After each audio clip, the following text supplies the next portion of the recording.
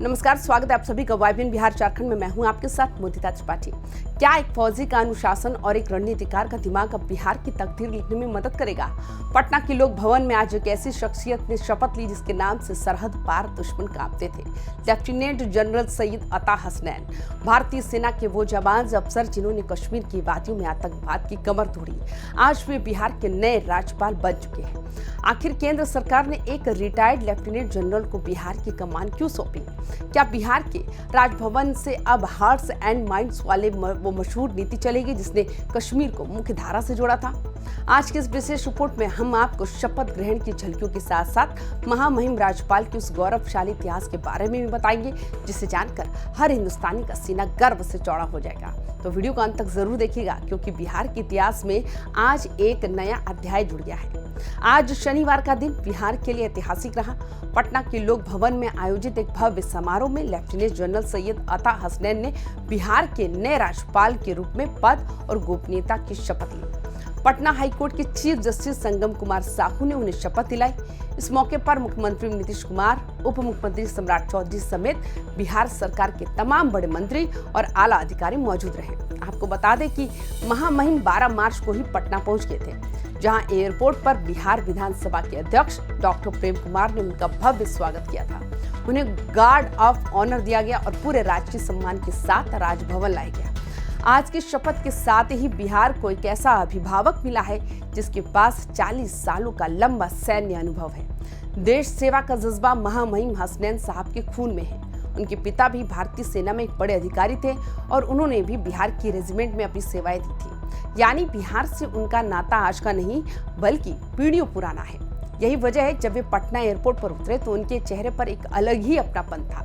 एक फौजी परिवार से आने के कारण अनुशासन उनके जीवन का आधार है और अब यही अनुशासन बिहार के महामहिम के रूप में राजभवन की गरिमा को नई ऊंचाइयों पर ले जाएगा।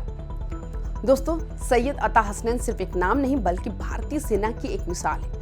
उन्होंने करीब 4 दशकों तक सेना में अपनी सेवाएं दी हैं, लेकिन उनकी सबसे बड़ी पहचान बनी जम्मू कश्मीर में। साल 2012 से 2014 के बीच वे श्रीनगर स्थित 15 कोर यानी चिनार कोर के कमांडर रहे। ये वो दौर था जब कश्मीर में सुरक्षा चुनौतियां चरम पर थी। हसनैन साहब ने वहां न केवल आतंकवादी विरोधी अभियानों का सफल नेतृत्व किया बल्कि उन्होंने एक नई सोच को जन्म दिया जिसे हार्ट्स एंड माइंड्स की नीति कहा जाता है।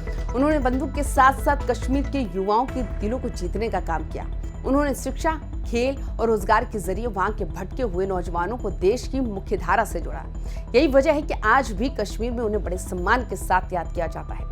सेना से रिटायर होने के बाद भी सैयद अता हसनैन शांत नहीं बैठे।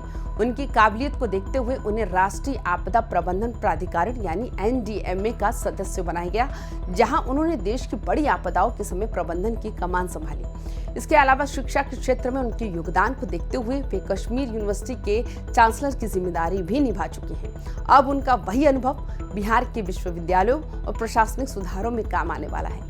बिहार के लिए उनकी नियुक्ति इसलिए भी खास है क्योंकि राज्यपाल राजकीय विश्वविद्यालयों के कुलाधिपति यानी चांसलर होते हैं। बिहार में अक्सर सेशन लेट होने और विश्वविद्यालयों की प्रशासनिक खामियों की चर्चा होती रहती है।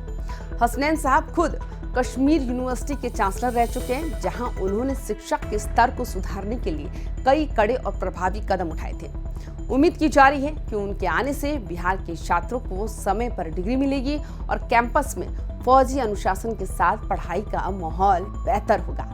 बिहार जैसे राज्य में जहां शिक्षा और अनुशासन हमेशा से बड़े मुद्दे रहे हैं, वहां एक पूर्व सैन्य अधिकारी का राज्यपाल बनना कई सकारात्मक संकेत देता है। माना जा रहा है कि उनके आने से बिहार के विश्वविद्यालयों की व्यवस्था में सुधार होगा और प्रशासन में एक नई ऊर्जा देखने को मिलेगी। राजभवन और मुख्यमंत्री कार्यालय के बीच की तालमेल को भी वे अपने अनुभव से और बेहतर बनाएंगे। हम सभी जानते हैं कि बिहार हर साल बाढ़ और प्राकृतिक आपदाओं से जूझता है। महामहिम राज्यपाल NDMA के सक्रिय सदस्य रहे हैं। आपदा प्रबंधन में उनकी जो विशेषज्ञता है वो बिहार जैसे राज्य के लिए किसी वरदान से कम नहीं है।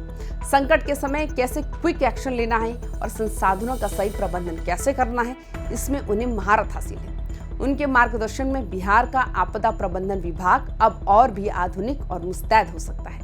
उनकी नियुक्ति का एक और बड़ा पहलू है सामाजिक एकता।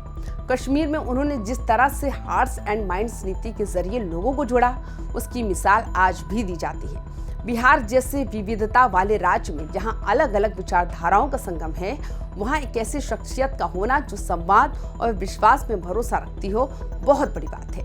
उनका मानना है कि विकास तभी संभव है जब समाज के हर वर्ग का दिल और दिमाग देश के साथ जुड़ा हो। उनका ये विजन बिहार के सामाजिक ताने बाने को और मजबूत करेगा। तो दोस्तों, बिहार के इस नए सफर की शुरुआत हो चुकी है। क्या आपको लगता है कि एक सैन्य पृष्ठभूमि वाले राज्यपाल के आने से बिहार की शिक्षा व्यवस्था और अनुशासन में बड़ा बदलाव आएगा? लेफ्टिनेंट जनरल सैयद अता हसनैन की हार्ट्स एंड माइंड्स वाली नीति क्या बिहार के विकास में रंग लाएगी? अपनी राय कमेंट बॉक्स में जरूर दें। महामहिम राज्यपाल को अपनी शुभकामनाएं देने के लिए इस वीडियो को शेयर करें। बिहार की हर बड़ी और गौरवशाली खबर के लिए YBN बिहार झारखंड को अभी सब्सक्राइब करें और बेल आइकन का बटन दबाना ना भूलें। सतर्क रहें, गर्व महसूस करें। जय हिंद, जय बिहार।